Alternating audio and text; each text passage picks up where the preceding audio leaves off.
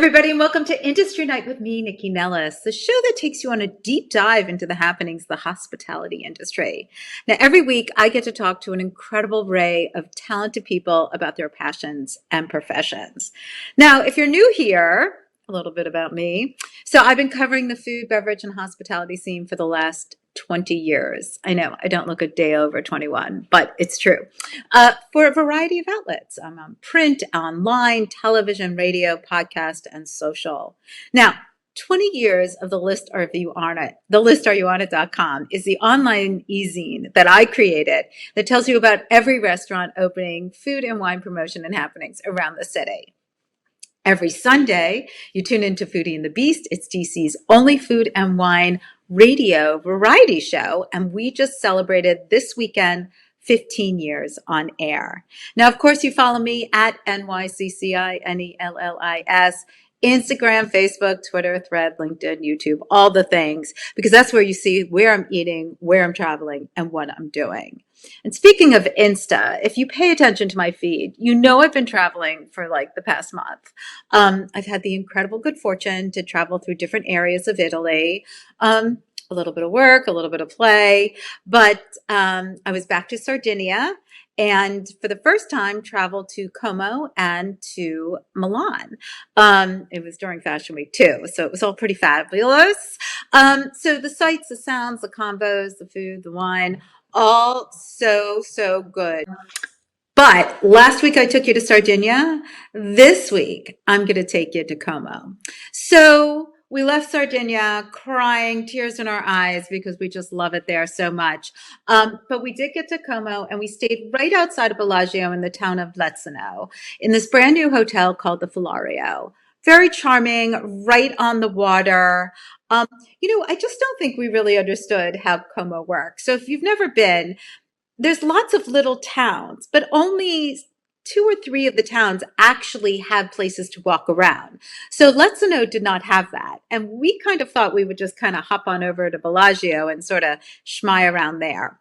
There's no doing that because there's no sidewalks. So, and the streets are tiny, tiny, tiny, and they're two-way. So we learned that very quickly and we ferried all over the place. We had a car, we totally did not need it. But I will tell you, we did spend our first morning walking the streets of Cernobbio, just smying around the gorgeous Villa d'Este, which you have seen in 1,000 hotels. 1,000 movies. The hotel is just gorgeous with amazing grounds. And we sat for a legit 3-hour lunch at the Terrace restaurant. It was like being in a movie because we were right on the water. And David did say it was the best tiramisu we ever had. Gluttons that we are, we went that night for a Michelin-starred dinner at Mistral, which is in the Grand Villa Serbelloni. I haven't seen that many tableside preps in a really long time. Like the salad, the pasta, the steak, the dessert, everything was done tableside. And I think sometimes we think Michelin-starred restaurants are going to be super fussy and snotty, but this one wasn't. The staff we had was so lovely and generous of spirit, and not just with us, but with everybody. And we had a wonderful time. Okay, we took the must-do boat trip through the lake. It was a private tour on one of those fabulous Italian boats, saw all the gorgeous villas. We walked all over Tremezzo. We had another lakeside lunch at the Grand, and we really enjoyed walking around Bellagio and had dinner actually at Forma and Gusto, which everybody raves about. So here's the thing about Como. It's gorgeous. The views are unlike anything I've ever seen. And David and I both agree that we ate well. Though let's be clear, you're not going to Como for the food. And although the sights are stunning, we think we're ocean people and not lake people. I think Sardinia is more our speed. Okay, now that is the past. Let's talk about the now. The last couple of days, I've been out to a couple great things happening here and around DC. There is a new menu at Chang Chang. Peter Chang and his team are turning out some of the very best Sichuan in town. Pro tip, get the tofu skin. Don't roll your eyes. If you haven't had it, then you don't know because, oh my goodness, it is addictively delicious.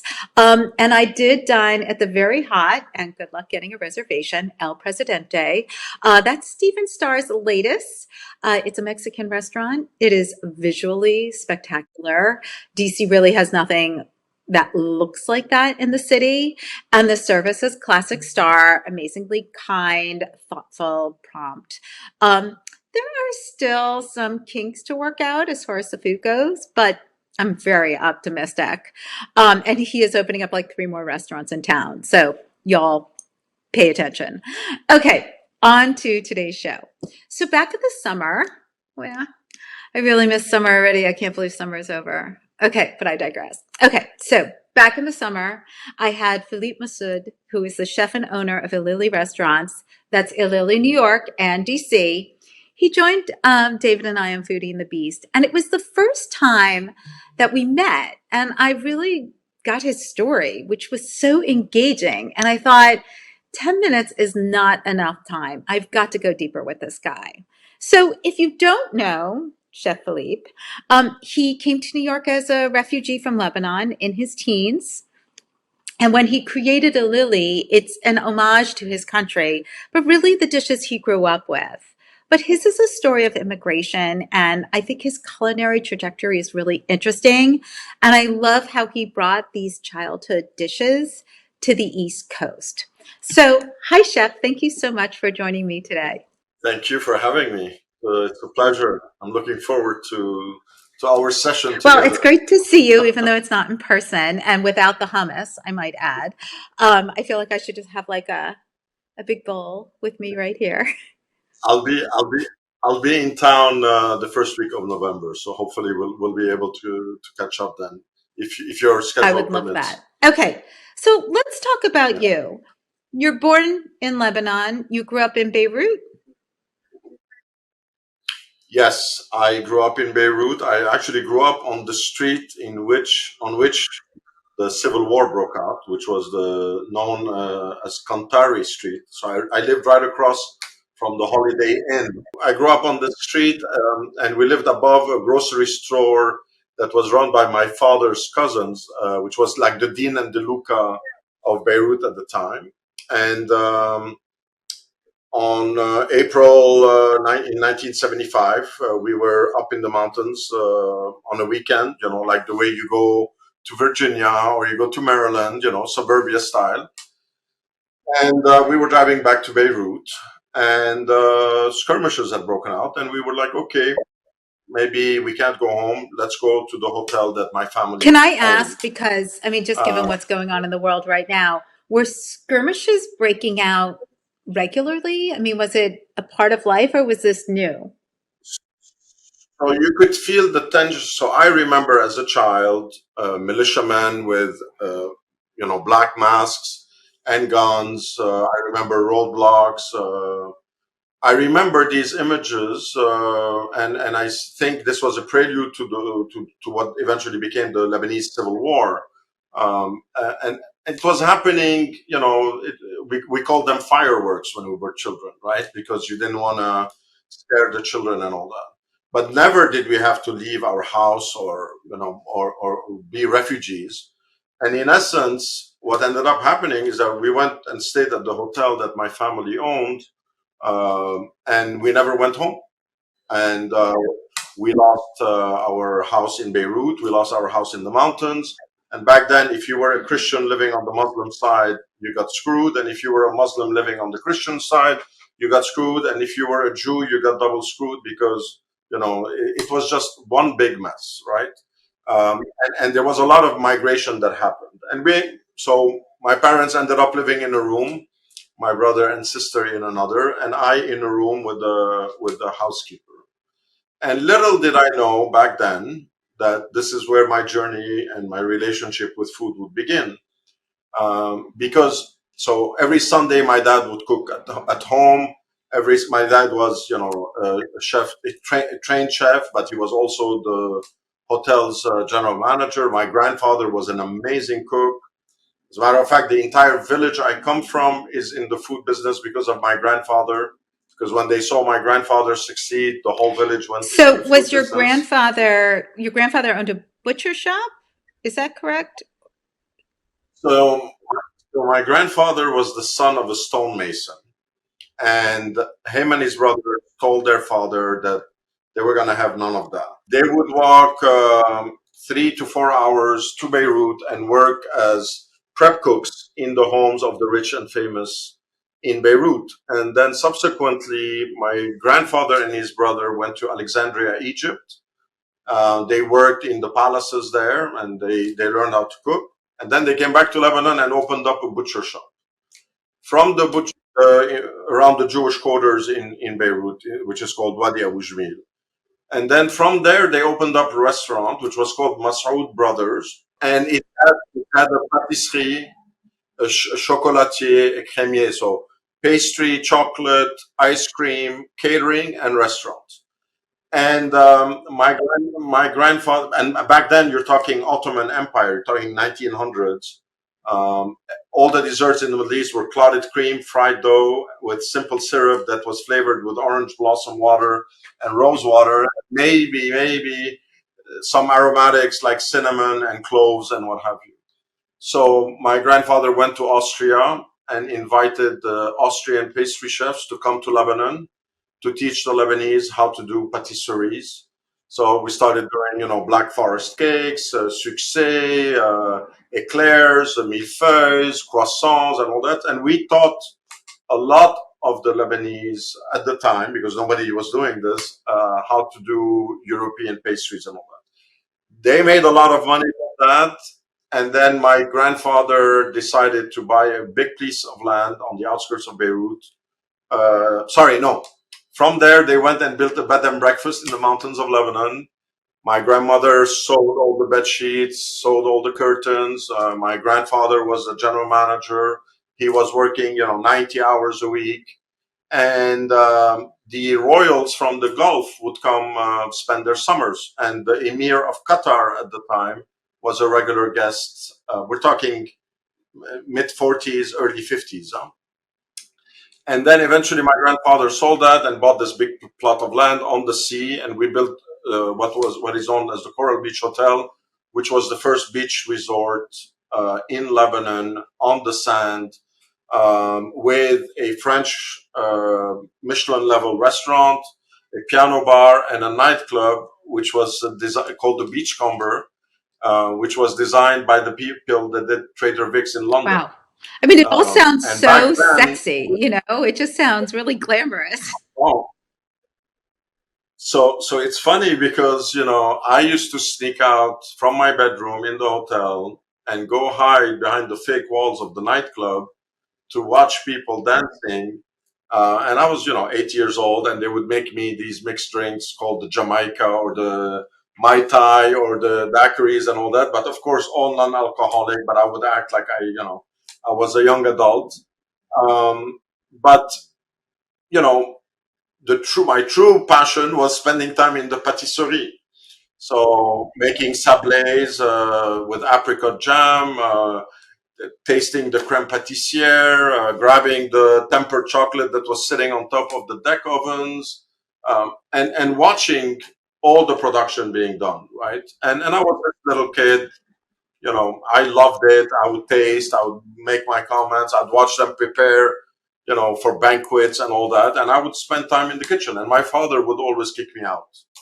He's like, this business is not for you. You go learn to be a doctor, learn to be a lawyer, learn to be, know, um, and I had a code with the employees of the hotel whereby when my father would come, they would whistle a certain way so that I would sneak out of the kitchen because I didn't want to get screamed at.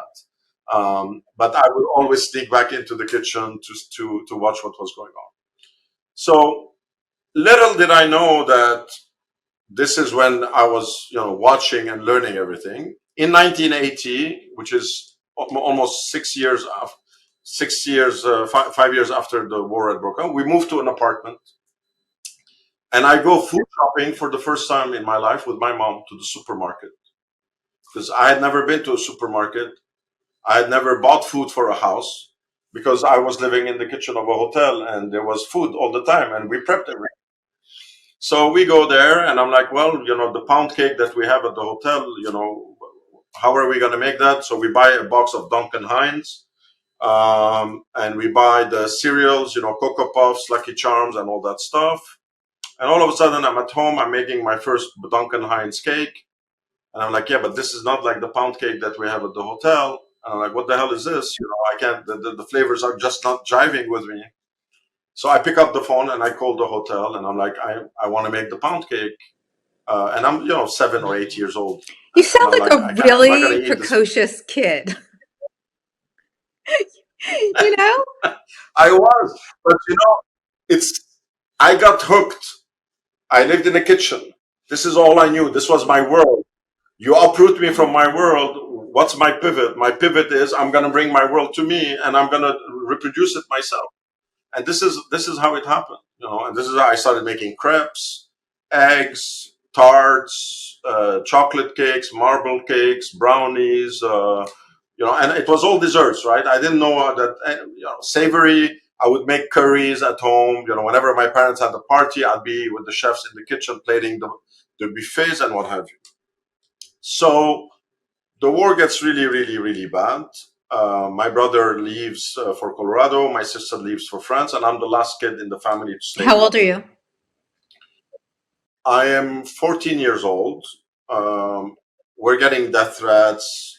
We're being told how we're going to be killed and how we're going to get slaughtered and what have you. And at the time, I was a good Catholic boy that believed in turn the right cheek and the left cheek and whatever cheek you want to talk about. So I would talk on the phone with these people that wanted us harm, and I'd say, "But you don't know me. Why do you want to kill me? I could be your kid. I could be this. Because the phone would ring on the dot around 3 o'clock, 4 o'clock in the afternoon. When my mom found out that this was happening, and also because we got pulled over on a roadblock, and the guy that pulled us over was a kid that was with me in high school. And she's like, wait a second, you're going to high school with these kids? I'm like, yeah. It's like, this guy with me in class. She's like, okay. So they bought me a ticket to come to the US and to meet an uncle that I had never known in Colorado, and an aunt that had left Lebanon in the 70s, that was living in Westchester in Scarsdale. So I land in the US. I go to Colorado. Uh, Loved Colorado. I discovered Pizza Hut and the big pitcher Well, of I mean, you soda. were already I eating thought, Lucky Charms and Cocoa Puffs, so it's not like you didn't have a taste for the correct, sugar. You know what I mean? correct. Correct. And I had a big soft spot for pancakes, and I loved pancakes, and I put tons of butters on them. And we had Aunt Jemima in Lebanon, so we would, pour a lot of syrup on top of those. But I go to Colorado, discover the U.S. in a way that I had never thought of it. Come back to Westchester County, and my parents call me and they're like, "Oh, by the way, you can't come back home. You have to stay That in the must have been U.S." hard. That Like, must wait a have been second, I thought I'm horrifying. That here. must have been really terrible. It was, but I thought it was going to be like 3 months and I'll go back home. And I didn't think that I was going to, And my poor aunt had to put up with me because, she was reproducing the food as best she could. And every time she made something, I was like, yeah, well, this doesn't really taste right. This is not the way we did it at the Coral Beach. And then one day she told me, she's like, if you don't like the food, just don't eat it. I don't want to hear one word out of you anymore. You keep on comparing this food to the Coral Beach. When you have time, why don't you cook and make us, the food? So Um, when did you start and, cooking? At and that point, like at what point do you say to yourself, I really want to be a chef? Because your dad is telling you to be a doctor or a lawyer or, something in a different genre of profession. So at what point are you like, I can do this for a living? our I'm already cooking all the time. So I'm cooking in all the after hours whenever my friends and I are going out. I'm cooking every opportunity there is, but I'm not thinking that I'm going to be a chef. I don't know that I'm going to be a chef. I'm thinking I'm going to go and come back and run this hotel and grow the family brand. I'm not thinking, I don't know that this is where the passion lies. Now, mind you, I used to make chocolate cakes, and every time we went to the mountains, I would distribute them to like 4 different houses. People would send me orders. This is when I was 11 years Okay. old. So I used to make a flourless chocolate cake with cognac. It was, a delicious mousse cake, with powdered cocoa on top. So I used to do little things like that, but that's because I enjoyed it. It was, some guys collected cars. I like to make chocolate cakes. And that's the way it turned out. But I didn't know that I was going to end up doing what I was doing. So I go to Scarsdale High School. I speak, really broken English. Glass water, please, come, go, thank you, goodbye. And at the time, it was really difficult because it was when Lebanon was in total chaos. We had a lot of American hostages. The Marine barracks had been blown up not too long Well, ago. not to mention And it was Scarsdale horrific. is not known for its well, it's Diverse. not diverse, that, but I mean, it's a rough and tumble. They're New Yorkers, like Yeah, yeah, yeah. But so this was the fun part. So here I am, this guy that's plucked out of Lebanon, that's in this neighborhood that, where everybody thinks I'm like an alien coming from another planet, and they're coming to look at me like, is this guy human or not? And it was, listen, I had an amazing dean. Her name was Susan Diamond. She was the most lovely human being on the planet. The moment she met me, she took me to the head of sports. His name was Ron Bouchier, because I was a very big guy. And she's like, Ron, look what I brought you. 14-year-old with like thighs this big and big arms and all that. So he's like, he's interviewing me if I know anything about American football. And I'm like, I'm sorry, I don't. All I know is, water sports, because I'm a sea guy. I'm a water guy. He's like, well, come back next year when you speak better English. We want you to join the football team. So while I was in Scarsdale, we would do Sunday barbecues, and my uncle George and we would man the barbecue. He was a great barbecuer and all that. Make a little bit of hummus here, a little salad here, nothing fancy. And we would come to New York to try different restaurants that presumably were serving Lebanese cuisine or Levantine cuisine, and everything was always a bit of a disappointment and really far off the spectrum of do you authenticity. think at that And time the food was off from authenticity because they were trying to placate what they deemed American palates? Like if you think of like so this is Chinese food, from like the 60s, like if you look at food from uh, the restaurants and what they were serving, uh, Mediterranean cuisine, Chinese cuisine, Thai food, etc., Indian food especially, there was a lot of placating, American tastes, as opposed to today where Americans want authenticity. So do you think that's what was happening? so no. I think you have two type of chefs and restaurant owners, if you want, that are out there. You have the ones that are very committed to the authenticity and take it very seriously. You have the ones that are doing the authenticity as best as they remember. And you have the other ones that say, oh, these are Americans. They're not going to know the difference. Let's serve them whatever we're going to serve them. So that's, that they don't know the difference. They're not going to know that this is not the right hummus.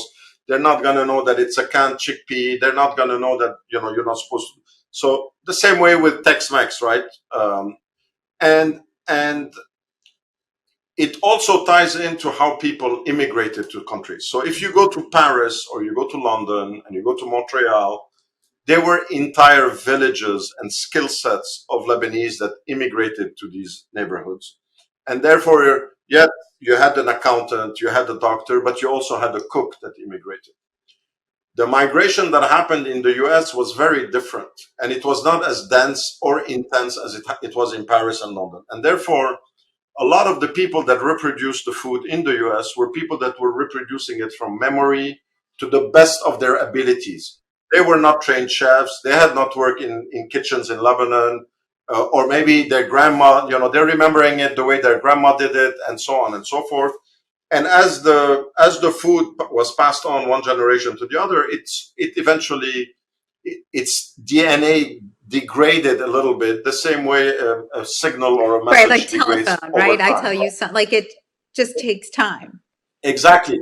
And not to say that in their hearts of hearts, these individuals that were reproducing the food were not doing the absolute best job that they could, but that's not, that was not the authentic way the food was being Well, but I can served in also Beirut jump in, or and in I Lebanon. mean, I just think, um, family traditions, right? The food that we have that is family traditions, wherever you're from, doesn't mean that it's, I don't want to say that it's good, because that's like my grandmother was a great cook, but like not all of her dishes were like good. Do you know what I mean? She was a better baker than she was a cook. But traditionally, for the holidays, what she served was what her mother served. Do you know what I mean? And like my sister, my mom, my sister, and I mean, we're all cooks. We all cook.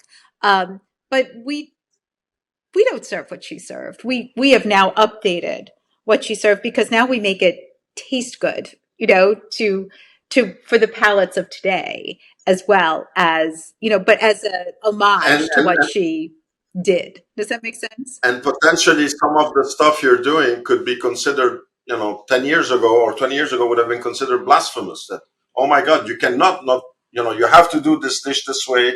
You cannot deviate from it. Don't you touch it. It's almost sacrosanct to Right. touch it.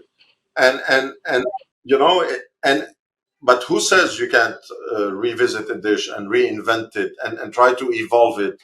And I think this is, in a way, why we've been successful at Ilili, and why this food now is the Levantine cuisine, from all walks of life, is experiencing a huge renaissance and a huge market growth, because people are really uh, trying to execute it in a much better way, in a fresher way, in a more studied way. And we are injecting professional skills to it, while before it was, very rural, and you know, it was okay if it all tasted like cinnamon, even though cinnamon was supposed to be a hint, let's say, for example, right? Or it was okay that it all tastes like allspice, even though you were just supposed to flavor it with a bit of allspice, right? And in essence, that's what I did with the food. I went back to my memory banks. I went back to the recipes that I remember, that I have written, and I said, okay, But you well, cooked, but who wait, said we're that it sort of has? jumping in. I mean, we don't have hours and hours, but Yeah. you cooked in other restaurants first, right? Before you opened Lily, you cooked So in other restaurants. so I did not cook in Okay. other restaurants. I taught myself how to Right. cook. Just so that you know, I cooked. I cooked at the in the hotel as a Right. kid, and then when I went to college and I discovered the recipe card, Hmm.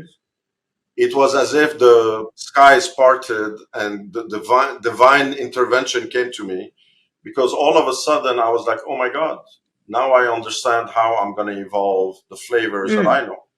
And I started at the age of 17 writing all the Wow. recipes that I could remember. And So and could we and, and some discuss recipes. some of those, because you Levantine and Lebanese and Middle Eastern. I mean, listen, the entire region, and obviously it is blowing up right now, but the entire region, um, all, the ingredients are all very similar. So can we talk about some of the dishes that are specific to your family and where you grew up, so that people have a really good understanding? Hummus is like, listen, your hummus is delicious, don't get me wrong, but it's become ubiquitous, right? So people have lost really what hummus is, as from regional, and what the difference is you know, where you get it from. Do you know what I mean? The hummus you have from Lebanon is totally different than the hummus you would get from Greece, which is totally different, from Israel, which is totally different from the West Bank. I mean, it's totally different. So, can we talk about some of those dishes and what you feel really represents the taste of Lebanon? Certainly, certainly. And just to give some Mhm, context to your listeners, the whole region was under Ottoman control for about 400 mhm, years. And the Ottomans were ruthless because they would take over geographies, annihilate the mhm, intelligentsia, appropriate the culture, and whatever they liked traveled throughout the entire empire. And this is why everybody, all the way up to the Balkans, is very familiar with the food that is known as Levantine mhm, food because it traveled throughout the empire. Now, what differentiated the execution of the food in different countries was the mhm. agriculture and the ecosystem. And Lebanon, as you know, is you can snow Right. ski and water ski within 45 minutes, and we have 17 microclimates. So the abundance that we had compared to other areas was a huge benefit to us. Besides the fact that we've had the Italians and the French and every other Tom, Dick, and Harry that's been through the country. So we appropriated a lot of skills from that. Just so that you know, back then in Lebanon, it wasn't chic to eat Lebanese. Mhm. You know, you when you went out, when you went out to the top restaurants, it was all French. French Michelin or Italian, and if you were lucky, you had the Asian or the Chinese, but it was French and Italian everywhere. And and and at our hotel, it was the same thing. You know, the sole meunière, the steak au poivre, the crêpe Suzette, the baba au rhum, on the guéridon, and all that. Now, going back to the food, my first memory of the food was eating kibbeh with yogurt, kibbeh bilaban, which is known as kibbeh in yogurt, at my grandmother's home. And my grandmother, by the way, I'm half Syrian, right? So my mom is from Aleppo, Syria. My father is from Lebanon, and that dish was something we all looked forward to every Sunday, at least one Sunday a month, to go to grandma's and eat the kibbeh bilaban, right? So that's a dish that we serve in New York. We don't serve it in DC, but maybe I'm we should thinking serve maybe it in you DC should now that serve I think it. That's about what it. I'm thinking. Exactly. So those dishes, you know, were executed the way I remembered them. With the, of course, I brought my when I opened the restaurant, I brought my mom here. My brother brought his mother-in-law. Everybody was in the kitchen. Everybody was tasting all the time to make sure that everything was properly calibrated. The lamb shank that we do, for example, that's from every Easter and Christmas dinner that we used to have. Of course, back in Lebanon, we would put chestnuts with it and some fruits. Here, it's a bit less unadulterated. But in essence, what we did at Ilili, just so that to be clear, is I said to myself, if I cannot take you to Beirut, and I cannot take you to the shores of the Mediterranean. I want to be able to tell you that I have done the absolute best job I can to bring it to you in New York or Washington, D.C. And that's what we've done. You know, simple as that. And for the Lebanese that come and eat in our restaurant, believe and you should ask them, don't Okay. ask me. Some of them will not eat Lebanese in Lebanon anymore because we've lightened up the food so much, because we're executing it in a lighter way. Uh, uh, while in Lebanon it can be a bit heavier, it can be a bit Well, let me you ask know about that. You talk about the 17 microclimates, right? So, let's use Italy as an example. Every region of Italy serves their pasta, the shapes, the sauces, the context. It's all based correct. on, the locality, what's in people's backyards, basically. Is it like that in Lebanon? Do you find that, you know, It that is. people cook differently? Like, so same thing with India. I mean, India is a massive country, but you have these regional cuisines. Do we get regional cuisines with It's more nuanced. The departure is not huge. It's more nuanced. I'll give you Okay, a simple example. For example, kibinaya, which which I is love. the steak tartare. If you go if you go up north It's heavy on Mm. mint. Some people might add marjoram. Some people might add Mm. basil. Okay. They will also add the fat to the meat when they're working it. If you go to Beirut, it's more neutral. It has mint, and that's it. You go south, it has something called mardakouche, which Mm. is and kamounie. Sorry, pardon me, kamounie, which is basically bulgur that is tossed with cumin and all sorts of spices, in addition to dried marjoram. Whereby, as you're eating the kibbeh, you're dipping it into these additional spices and you're Mm. eating it. Another thing they do, which is also done in Israel and by the Palestinians, and like in the towns like Haifa and Nahariya and all that, they will eat the raw kibbeh with the stuffing of the fried kibbeh. So you'll have the ground meat that is sautéed with the pine nuts and meats. You're eating the kibbeh and you're eating it with the cooked meat as Wow. well. And we do that in Lebanon as well. So, but it's done all over the Hmm. region. Another example is hummus, right? Um, a real hummus, at least as the Lebanese Right. would think of it, is a perfect balance between the chickpea, the tahini, the lemon juice, and a touch of Hmm. olive oil. No garlic, no cumin, no additives. And it's how you cook the chickpeas that gives you that balance. And a lot of people will think it does have garlic, but it has no Hmm. garlic. Now, some people add garlic, but the moment you add garlic, what a lot of people don't realize is that it will start Sure. fermenting.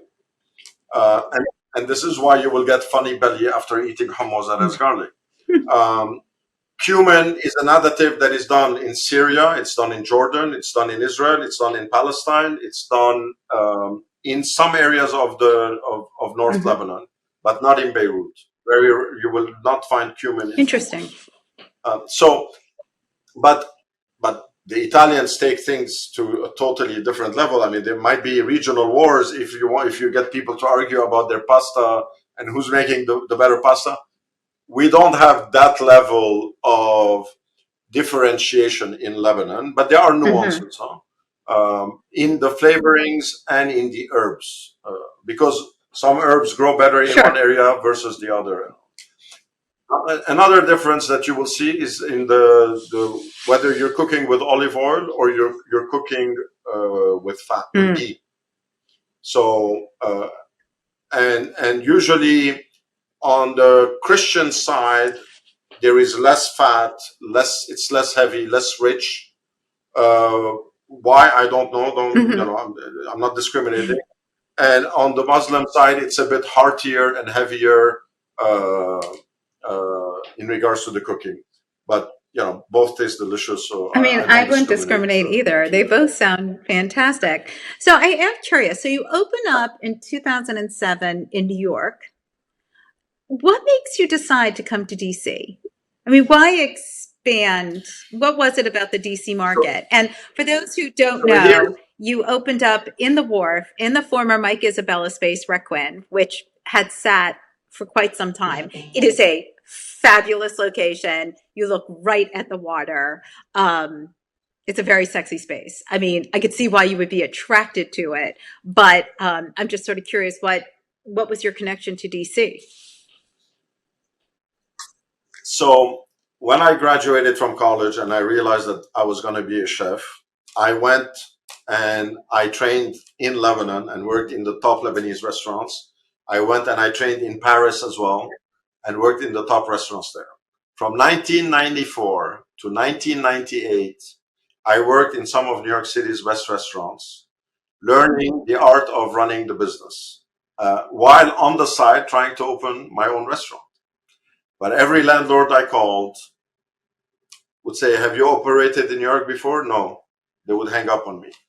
So it was impossible to get a space. Subsequently, I moved to DC in 1998, 99, and I helped Paul Cohen and Bashara Oh, Namour open up Nyla, I Naila in remember that. Georgetown, which is my sister's name I and love the that name of the restaurant. daughter of one of the How do I investors. not know that you opened up that restaurant? That's so funny. So I was the executive and concept manager of Naila, and I worked the door, I was the DJ on the weekends. I was the baker. I was the guy that worked the grill. I mean, it was insane. I was working, ridiculous amounts of time. And then I left Naila in 2004. I took a year off. And a friend of mine called me from New York and said, listen, man, we used to come to DC to eat the food that you were helping, reproduce at Naila. Why don't you come and open up in New York? I'm like, George, are you out of your mind? I haven't been in New York in 6 years. I don't know a manager. I don't know a bartender. I don't know a server. He's like, just come and we'll I'm sure you'll figure it out. And I went looking and I went looking and looking and looking and I walked into the space in which we are here in New York. And it was again the skies parted, the beams came down, and the gods, the angels sang, and I was like, okay, this is the space. And I was very fortunate, you see, because of the heritage that I have, because of my grandfather and my father, and because people knew that I am the son of these two amazing gentlemen, and the work ethic and what have you.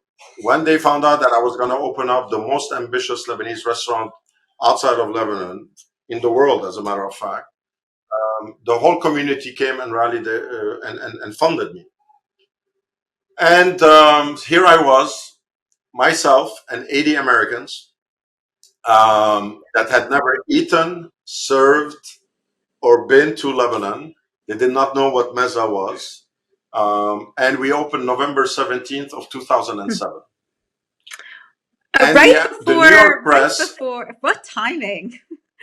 Right before the crash, right? no, but here's the kicker. The New York press did not know that I was a New Yorker, so I got slaughtered in the media. Who is this lunatic that is opening a 10,000 square foot restaurant in the Flatiron, in the most desolate area of New Mm. York? Blah blah blah. And who thinks that Lebanese food can be at this level? And this is crazy. And like the New York Post wrote, "Stop the Lebanon Oh my God, they're nonsense." eating their words. Are they Eater, eating their words, right? Wait, did Eater exist? Was Eater ever yes, I running mean then? it's yeah, Eater death watched me. Eater put us as a restaurant that was eminently going to go bankrupt. I mean, listen, I'm so glad that they don't do that kind of stuff anymore. I mean, we may do it behind the scenes, us food writers, like we may talk to each other, but I would never say that kind of stuff publicly. This is people's livelihoods. That's so mean. No, listen, it's all water under the bridge. The only thing that is unforgiven is that they did that during the financial crisis, and I had, almost 120 employees, which is 120 families that I was taking Right. care of, and I found it to be in very bad Agreed. taste, right? So we survived the economical disaster, and the restaurant took off, and we've been growing ever Hmm. since. And So what brought you to and then, DC? when I What found out, brought you down here? um, I wanted to come back to DC. I love DC. I had an amazing time in DC. I I mean, but it loved, changed a lot I from the liked how time you DC, left to the time you came down here. I mean, the wharf didn't correct, exist when you were here before. correct. But DC has become a real world Hmm. capital. It was not when I left, Hmm. but coming back to it and seeing how it has evolved, and the amazing variety in the restaurants, the bar programs, I mean, you Right. name it. It's becoming a real amazing city, and I think, to be honest with you, I see nothing but upside for Washington D.C. compared to many other cities, because you have a perfect mix. You have the government that's always gonna the economy is always gonna be semi-resilient, unless of course our politicians, pardon me, screw it up. But it's evolved tremendously. And when I saw the wharf, what Monty Hoffman and Madison Yeah. Marquette, the Hoffman Group and Madison Marquette have done, is amazing. It's great pioneering, and it's the way to transform cities. And I think it should be done in other Well, I think cities you're seeing because it's a it great in model. other cities. I mean, I was just in Boston last weekend, and even in areas of New York, you go into Brooklyn. Like, listen, DC, Brooklyn, New York, Philadelphia. I mean, on the East Coast, I can speak to especially, and I know a little bit of the West Coast, but you're seeing this intense investment, and they want restaurants, restaurants, restaurants, restaurants, right? And they want retail, but they're not really as into independent retail as they are into independent restaurants or concepts that make sense. They want some chains, but they also want, these amazing concepts. And this is to their detriment, because I believe we're all moving in a experiential Mm-hmm. mode. Just having a shelf and product on it is no longer cutting it. If you want butts in seats and you want people coming in to do retail, you have to offer more. There has to be a value added to the experience. Otherwise, why the hell am I going to go somewhere if I can push a button and get it delivered, and I can do something that I enjoy, Mm-hmm. right? So you gotta raise the bar for me to come into your store. And I think this is where there's still a breakdown between the retail experience and what retailers are looking for, and they haven't figured that No, out yet. Because listen, in the end I of don't the day, disagree with you, but I do think yeah, like if you look at the wharf as an example, it's people go down to the wharf maybe because they have a reservation in Lily, but they'll go 2 hours early because they can walk around, they can go have a drink someplace walk around. else, they can go sit on one of the swings, they can take in the sunset. I mean, we we go down there. I mean, I don't want to explain what I do, but I like to walk a lot. So I mean, I walk from Georgetown to the wharf. Like that's like my gig, and it's a Wow. great walk. Yeah, Um, but then yeah. you're at the wharf, and the sights are beautiful, and you're on the water. Um, so I do think when it comes to retail there could be more independent if they would allow for it from a financial standpoint, because it would appeal to me. Do you know what I mean? Like I would find that appealing. I know it's a lot of tourists down there, so I don't know if it appeals to them. It depends on who the market's for. True, true, true. I mean, but it's I think where the wharf succeeded is in creating that critical mass that is feeding on Mm-hmm. itself, which is not easy to reproduce. And if I want to look at another very very successful example, and which is not so related, but Bal Harbour Oh, Mall, sure. is the most successful mall. But why? Because you go there, you feel elevated, you feel uplifted. The water, the Mm-hmm. greenery, everything comes together. There's a whole Aesthetic. production that's impacting you, which the wharf does. Because as you're walking It's through it, you beautiful. do get a bit of that feeling, Yeah, right? no, I mean, I totally Yeah. listen. I had friends who were in from New York last week. I told you I took them to El Presidente, but I they were staying at. They called me. Where should I stay? I said you should stay at the Pendry at the Wharf. And my one girlfriend had lived here years ago, and she was like, I don't understand where we are. She couldn't figure out. And then I take her to Union Market, and she's like, where Yeah. are we? Like, in the 90s, you knew when she was here, it was, DuPont Circle, Capitol Hill, um, Georgetown, Foggy Mhm. Bottom. I mean, and barely downtown. I mean, there just wasn't the breadth and depth of real estate or neighborhoods that there is today. I mean, New York is the same Correct. way. I mean, it's totally different. All right, listen, I'm going to have to wrap you up because the show only goes so long. So, can you tell people, please, uh, where they can find you in both locations?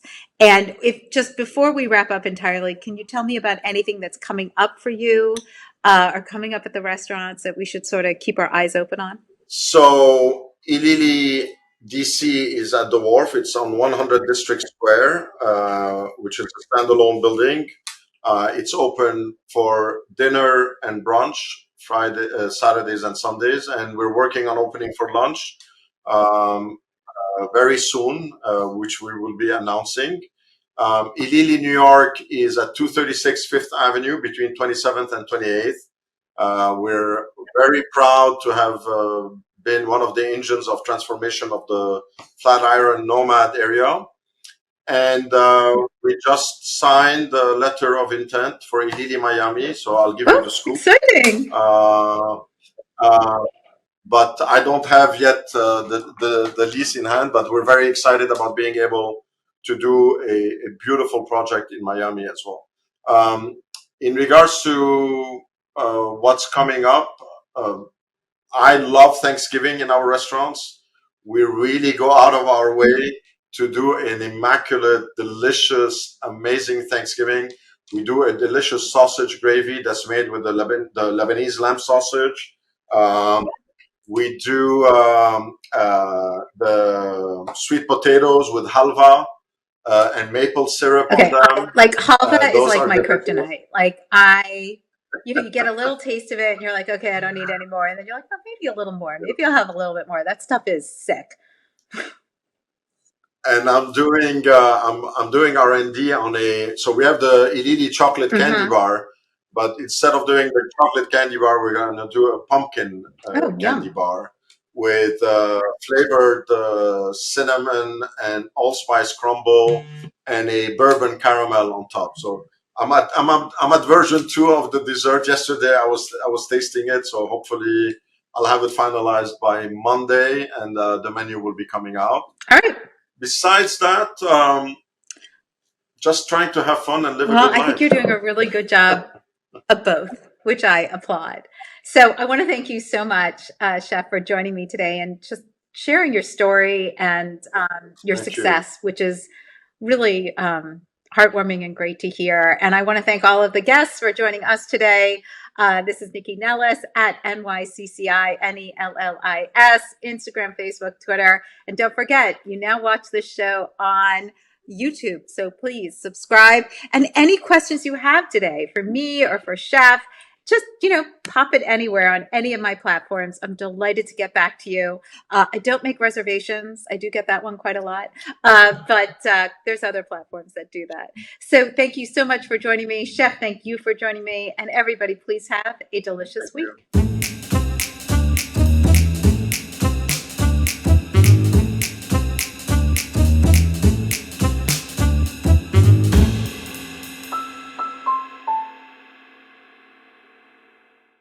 Produced by Heartcast Media.